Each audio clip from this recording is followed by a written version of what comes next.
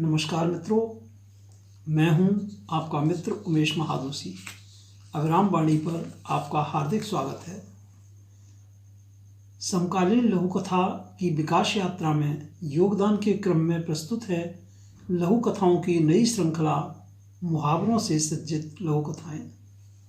इस श्रृंखला में उन लघु कथाओं को प्रस्तुत किया जा रहा है जिनमें किसी न किसी रूप में एक या अधिक मुहावरों का उपयोग किया गया है।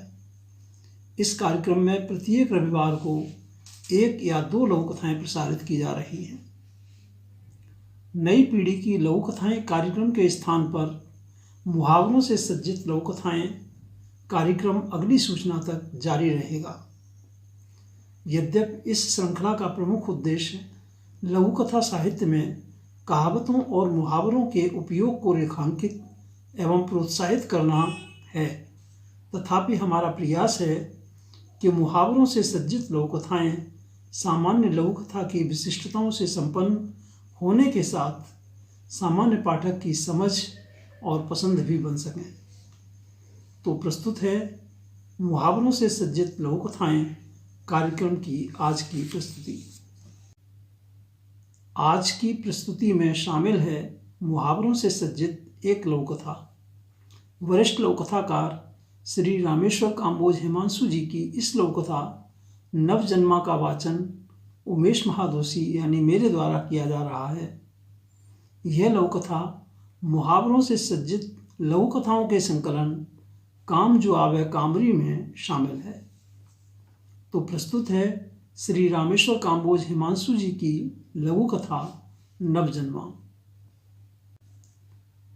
जिले सिंह शहर से वापस आया तो आंगन में पैर रखते ही उसे अजीब सा सन्नाटा पसरा हुआ लगा।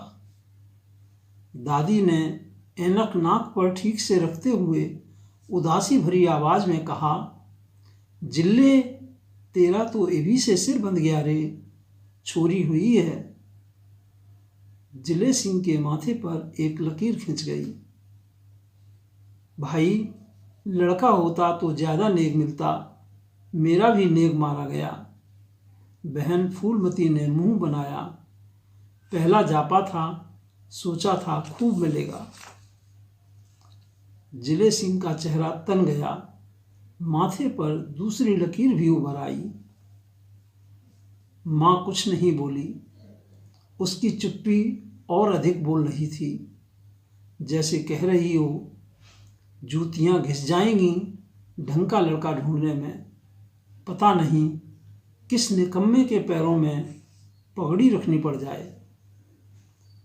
तमतमाया जिले सिंह मनदीप के कमरे में घुसा। बाहर की आवाज़ें वहाँ पहले ही पहुँच चुकी थीं। नवजात कन्या की आंखें मुदी हुई थीं।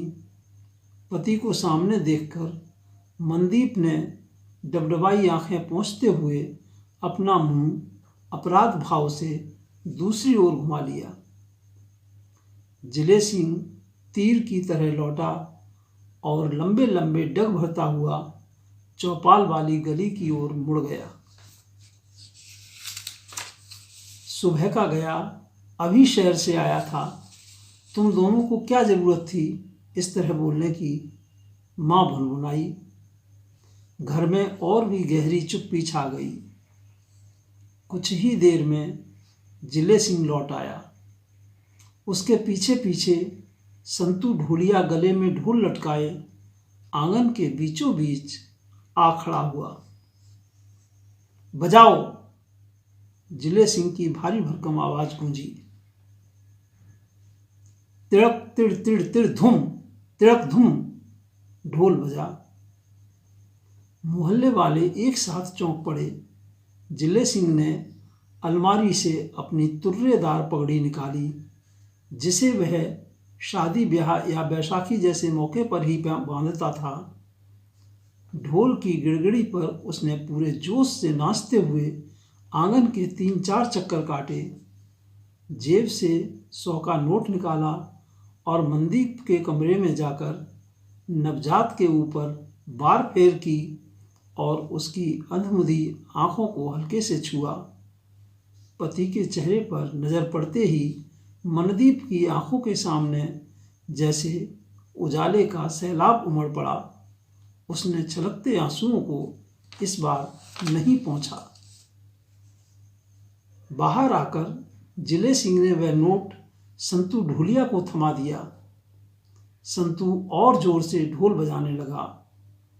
तिड़ तिड़ तिड़ तिड़क धुम, तिड़क धुम, तिड़क धुम, तिड़क धुम। श्री रामेश्वर काम्बोज हिमांशु जी की इस लघु कथा नवजन्मा के साथ हम लेते हैं आपसे विदा। आगामी रविवार को फिर मिलेंगे। मुहावरों से सज्जित लघु कथाएं कार्यक्रम की श्रृंखला को आगे बढ़ाने के लिए आप अपनी नियमित योजनाओं में सफल हों, जीवन में भरपूर ऊर्जा और उत्साह से आनंदित रहें। हार्दिक शुभकामनाएं। नमस्कार मित्रों।